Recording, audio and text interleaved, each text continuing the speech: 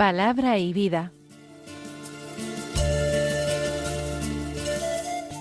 Con el padre Manuel Horta, desde Sevilla.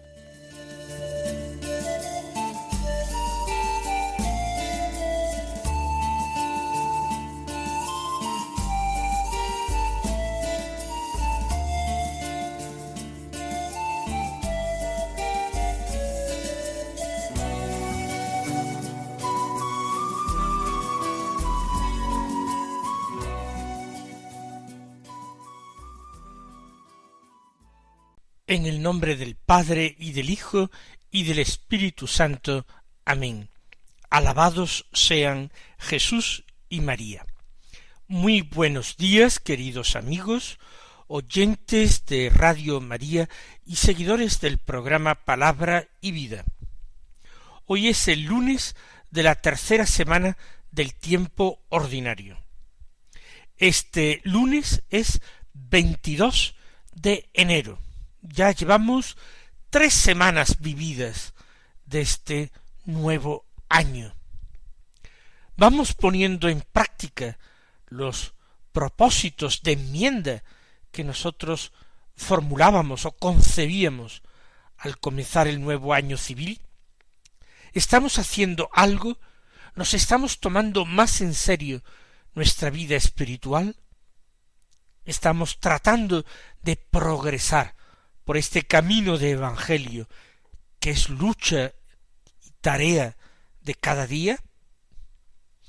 Hoy tenemos un buen modelo, un buen ejemplo, el ejemplo de San Vicente Mártir, un santo que vivió durante el siglo III, finales del siglo III, principios del siglo IV murió. Era diácono de la iglesia de Zaragoza y sufrió un martirio particularmente cruel, espantoso, en Valencia durante la persecución de Diocleciano, del que ya hemos hablado mucho precisamente a partir de las memorias de mártires del Imperio Romano, ya que esta persecución tardía, finales del siglo III, comienzos del siglo IV, fue la que ocasionó más víctimas, más mártires.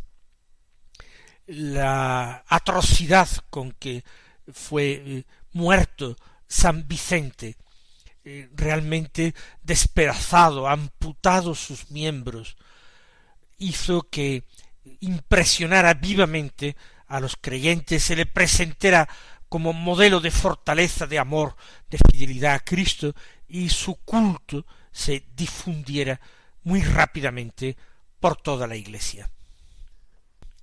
Pero vamos nosotros a continuar con nuestra meditación de la palabra de Dios, concretamente del Evangelio de San Marcos, que es el que se proclama en la misa de cada día. Estamos en el capítulo 3, del que tomamos los versículos 22 al 30, que dicen así: En aquel tiempo los escribas que habían bajado de Jerusalén decían: tiene dentro a Belcebú y expulsa a los demonios con el poder del jefe de los demonios. Él los invitó a acercarse y les hablaba en parábolas. ¿Cómo va a echar Satanás a Satanás? Un reino dividido internamente no puede subsistir. Una familia dividida no puede subsistir. Si Satanás se rebela contra sí mismo para hacerse la guerra, no puede subsistir, está perdido. Nadie puede meterse en casa de un hombre forzudo para arramblar con su ajuar, si primero no lo ata. Entonces podrá arramblar con la casa. En verdad os digo, todo se les podrá perdonar a los hombres, los pecados y cualquier blasfemia que digan. Pero el que blasfeme contra el Espíritu Santo no tendrá perdón jamás. Cargará con su pecado para siempre. Se refería a los que decían que tenía dentro un espíritu inmundo. Comienza el texto con la información de que los escribas que han bajado de Jerusalén están comentando algo entre ellos. Los escribas son los doctores de la ley. Recordemos que esta figura de doctores de la ley o escribas ha surgido en Israel en tiempos del destierro en Babilonia, de la llamada cautividad babilónica. Antes, en tiempos de la monarquía, en tiempos de los jueces, no existían rabinos, no existían doctores de la ley. Es cuando Israel va al destierro, cuando pierde el templo de Jerusalén, cuando pierde los sacerdotes y los sacrificios que ellos ofrecían en el templo, cuando se agarran a esa verdadera, grandiosa construcción espiritual que es la palabra de Dios, que es la ley, que es la Torá. Y entonces hace falta que existan hombres que sirvan la Torá, como en otro tiempo había hombres que servían en el templo. En el templo se servía a Dios ofreciendo los sacrificios, las víctimas expiatorias. Cuando no hay templo son precisos los escribas que estudien a fondo la ley, que la interpreten, la comenten, la enseñen al pueblo, alimentando de esta manera la esperanza del pueblo de volver un día a Jerusalén, alimentando la fe del pueblo para que no se pervirtiera con prácticas idolátricas, sino que se mantuviera la fe pura en Yahvé, el Dios de Israel.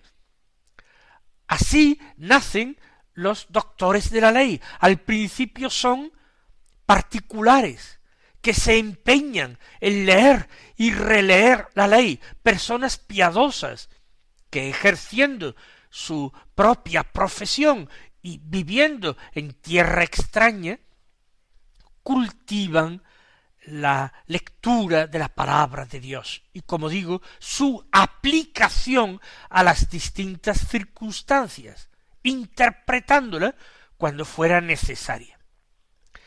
Estos escribas seguían existiendo en tiempos de Jesús, aunque en tiempos de Jesús el templo ya se había reconstruido y se había vuelto a reinstaurar el sacerdocio levítico.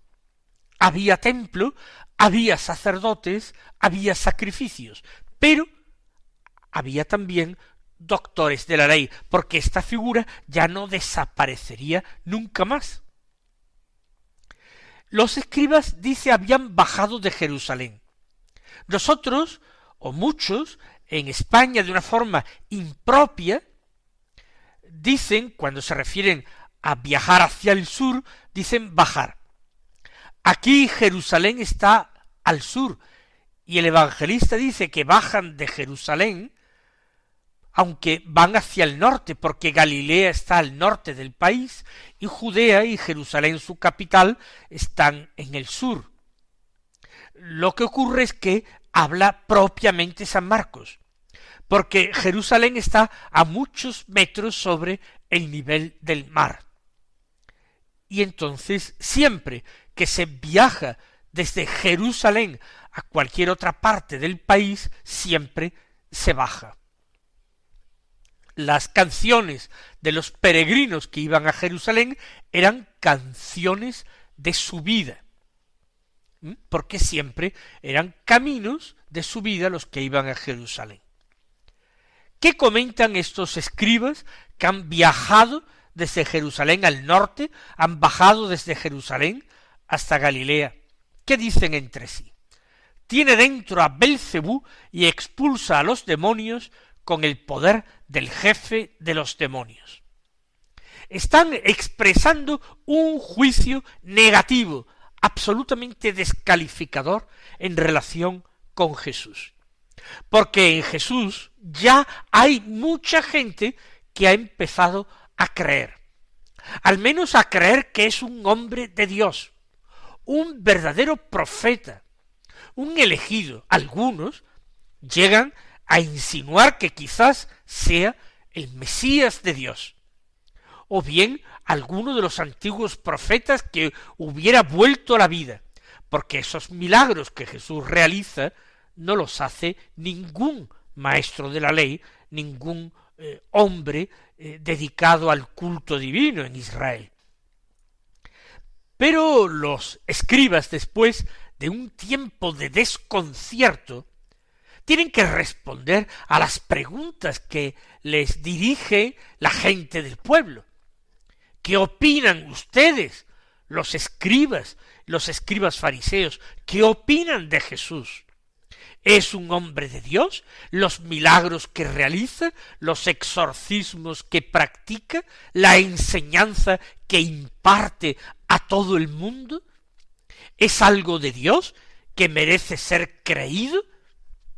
Y ellos tienen que tomar una decisión, porque al comienzo dirían que lo estaban estudiando, pero esa actitud de decir lo estamos estudiando no se podía mantener indefinidamente. Lo que sí es cierto es que hay un conflicto de intereses, que a los doctores de la ley, a los escribas, no les interesa que Jesús sea creído, porque Jesús enseña con una autoridad que ellos no tienen. Jesús une a sus enseñanzas milagros estupendos que ellos no realizan. Por tanto, Jesús les dejaría a ellos propiamente sin discípulos, sin prestigio ni relieve social. Los doctores de la ley tendrían que reconocer que su época había pasado, que ellos ya no tenían ninguna misión que cumplir, o tendrían que reconvertirse profundamente en predicadores del Evangelio de Jesucristo. Tendrían que ponerse como discípulos de Jesús para ser luego enviados por él a enseñar como nuevos doctores de la nueva ley. Pero ellos, traicionando realmente lo que leen en la Escritura, acallando sus conciencias que les denunciarían ante ellos mismos, se esfuerzan por desacreditar a Jesús. Y explican sus milagros, diciendo que esos milagros no son obra de Dios, sino obra del demonio. Tiene dentro a Belcebú, y expulsa a los demonios con el poder del jefe de los demonios. No hay otra explicación posible para ellos, o al menos es la que quieren que sea creída, para que la gente se aparte de Jesús con miedo, no queriendo tener ningún trato con Belcebú, con los demonios. Jesús calificará al final de este texto muy duramente esta interpretación malvada de los escribas. Ahora Jesús, dice, los invitó a acercarse y les hablaba en parábolas. ¿A quién invitó a acercarse? ¿A quién enseña en parábolas? A sus discípulos, a los oyentes del pueblo, también a los escribas. Sí, también, con toda certeza, a los escribas, porque los escribas abiertamente no le están diciendo que él está poseído por el demonio. Se lo dicen los escribas a la gente, y se lo dicen los unos a los otros entre sí. De cara a Jesús, procuran todavía mantener las apariencias. Una apariencia de respeto o de cortesía o incluso de cordialidad. No cesan de estudiarlo como a un fenómeno, por eso lo invitan incluso a comer en sus casas, en casa de escribas famosos, para poder estudiarlo de cerca y encontrar contradicciones en su enseñanza. Tratan de desenmascararlo, aunque todo en la vida y en la enseñanza de Jesús está hablando de Dios y está perfectamente de acuerdo con las Escrituras. Jesús los invita a acercarse y dice: ¿cómo va a echar Satanás a Satanás? Esto es lo que están afirmando los escribas, que es que con el poder del demonio que expulsa a otros demonios. ¿Cómo va a poder echar Satanás a Satanás? ¿Se podrá echar a sí mismo? ¿Podrá echar a los suyos, a sus ayudantes? Un reino dividido internamente no puede subsistir. Si Satanás se rebela contra sí mismo para hacerse la guerra a sí mismo, no puede subsistir, está perdido. Sería enormemente positivo, pero no es verdad. La acción diabólica todavía tiene tiempo concedido por Dios para desarrollarse. Los demonios tienen todavía permisión de Dios para tentar a los hombres.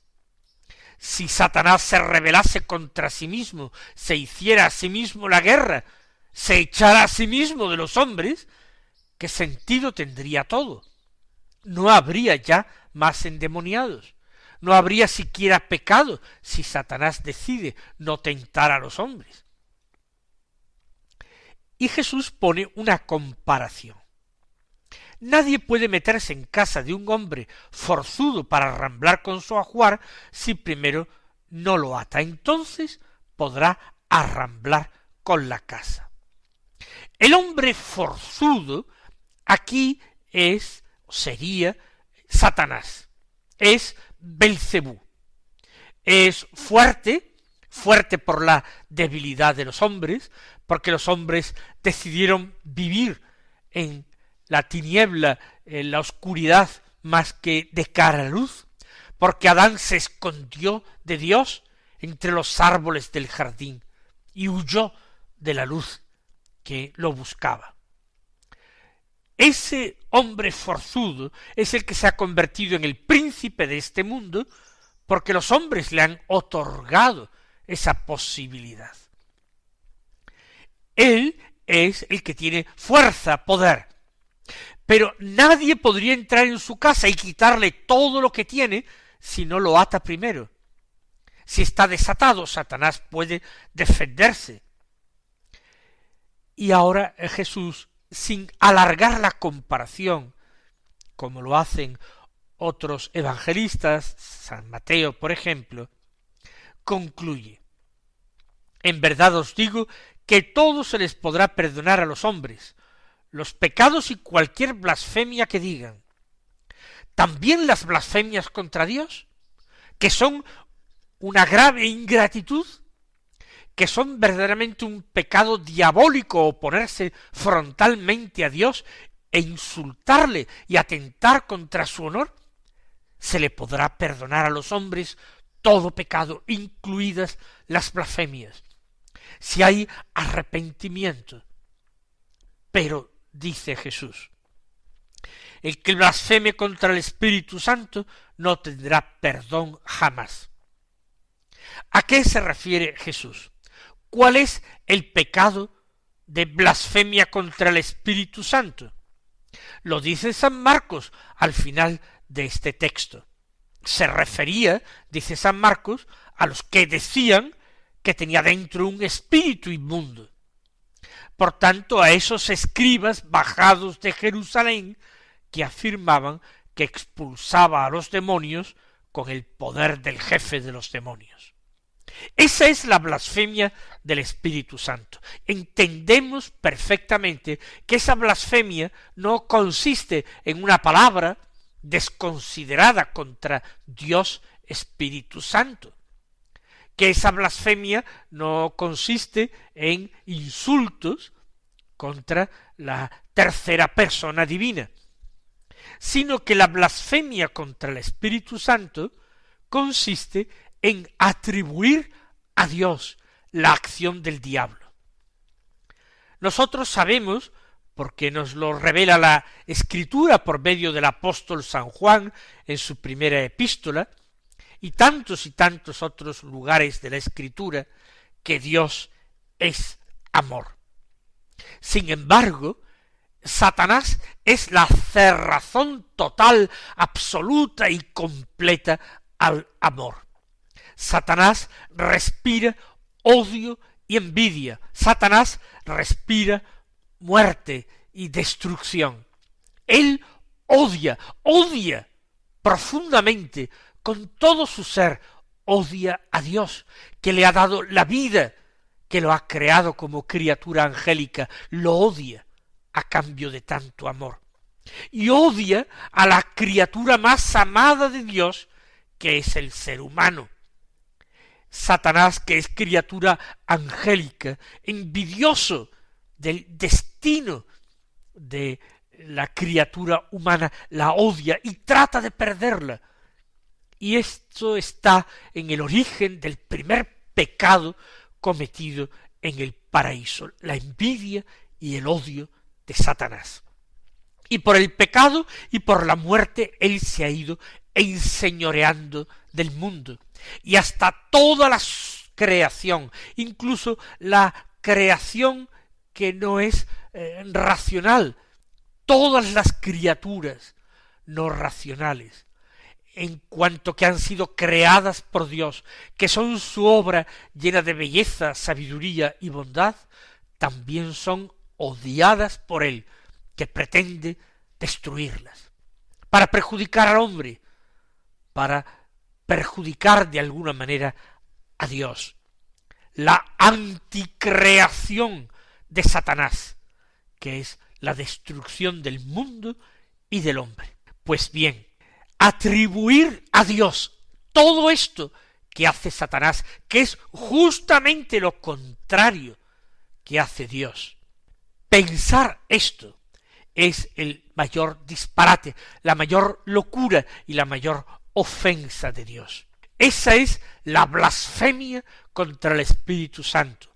Llamar luz a las tinieblas, llamar bondad a la maldad, y viceversa. Llamar a la bondad y a la luz de Dios tinieblas y maldad. Blasfemia contra el Espíritu Santo. No tendrá perdón jamás, porque el perdón solamente se puede obtener acudiendo a la infinita misericordia, acudiendo a la infinita bondad de Dios.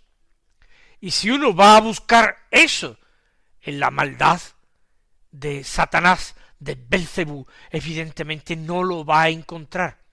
Con lo cual uno se está cerrando totalmente a la salvación, se está cerrando a aquel que es el único que podría salvarle.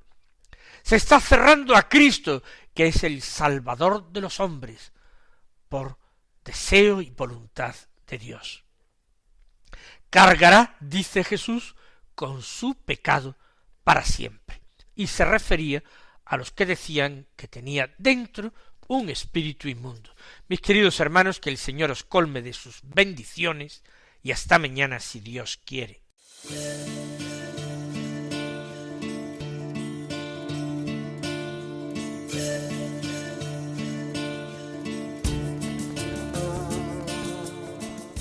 Han escuchado en Radio María Palabra y Vida, un programa que dirige el Padre Manuel Horta.